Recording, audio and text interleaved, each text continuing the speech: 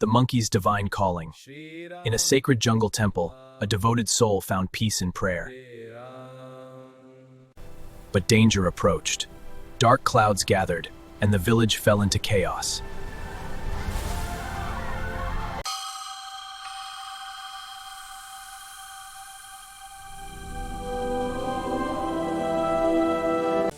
In silence, guidance came, not in words, but in knowing.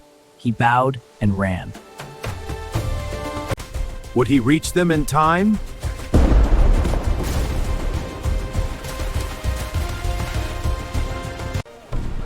With courage and wisdom, he guided them all to safety.